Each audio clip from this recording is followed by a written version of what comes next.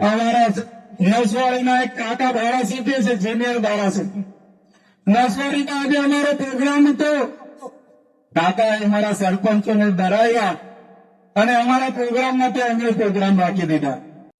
નમસ્કાર મિત્રો, ડેડિયાપાડાના ધારાસભ્ય ચૈતર વસાવા આ વિડીયોમાં પૂરી માહિતી જણાવે છે.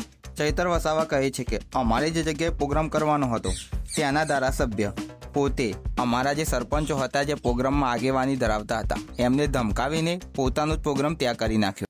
ત્યારે કાકાને કહેવા માંગુ છું, આજે ચૈતર વસાવાને નર્મદામાંથી તળી પાર કરી દીધા છે, ત્યાં જવા નથી દેતા. આજે દરિયાપાડામાં પ્રવેશ બંધી છે. તમે નસવાડીમાંથી અમને કહેશો કે અહીંયાથી નીકળી જાઓ, પણ અમે આ ચૈતર વસાવા અમારી ટીમ અમારા લોકોના દિલોમાં રહે છે. લોકોના દિલોમાંથી તમારી ભાજપની સરકાર અમને ક્યારે કાઢી નથી શકવાની, ક્યારે કાઢી નથી શકવાની. એનો પણ જવાબ આવનારા દિવસોમાં આપીશું.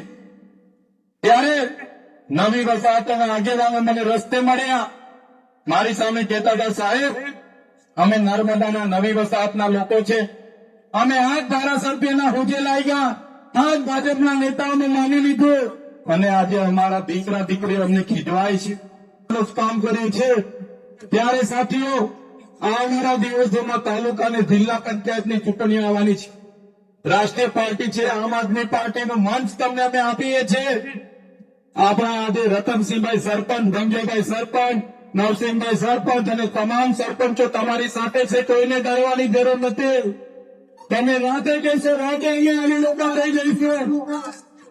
ત્યારે તમારામાંથી સારા સારા વડીલો, સારા સારા યુવાનો, સારી સારી બહેનો આવનારા દિવસોમાં ચૂંટણી લડેલા નગરપાલિકા હોય કે તાલુકા પંચાયતના પ્રમુખ બનીને તમારે આજુ પડે. અત્યારે તમારે હાથમાં લઈ લેવાની છે. વડીલોએ કીધું તો વાર્તાઓમાં આવતું કે એક રાજા તેનો જીવ પોપટમાં હતો, એ જ પ્રકારે આ ભાજપના લોકોનો જીવ સત્તા સાથે ખુરશીમાં છે. તમે જાગી જાઓ. આવા જ પ્રકારના વિડીયો જોવા માટે સબસ્ક્રાઇબ જરૂર કરો. ખુરશી અમે ખોટી ગઈએ, સત્તા આપણે ખોટી ગઈએ, એટલે આ ભાજપના રાજા ઓટોમેટિક ઘરે બેસી જવાના છે. તૈયાર છે? સત્તા ખોચી લેવાની છે. તૈયાર છો બધા? જય આદિવાસી. ત્યારે આ વિસ્તારના 28 ગામના લોકોને પણ કહેવા માંગુ છું, અને બીજા વિસ્તાર હાપેશ્વર હોય, અંબાડુંગર હોય, ત્યાં વિસ્તારના અવસર પટ્ટાના લોકો હોય, તમામ લોકોને કહેવા માંગુ છું, કોઈને ડરવાની જરૂર નથી.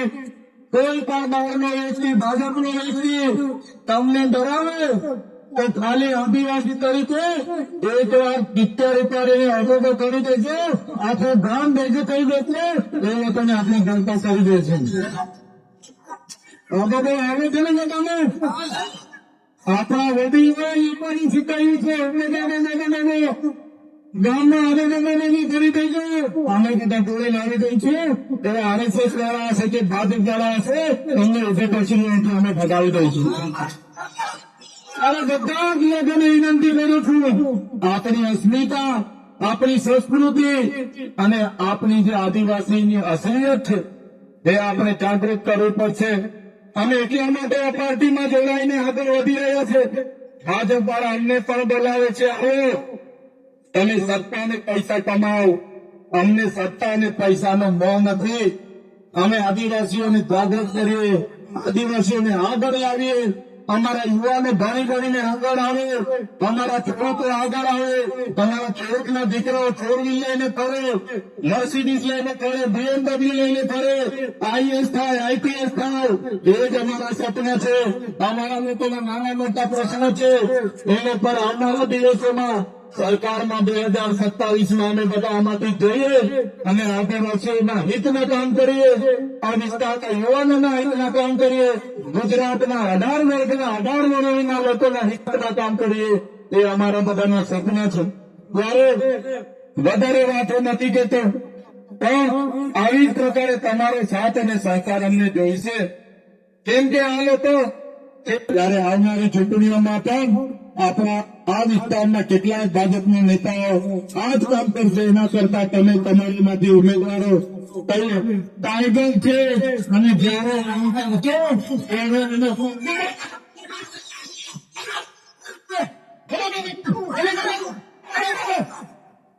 અમારી તાકાત અમે આવનારા દિવસોમાં બતાવીશું ને.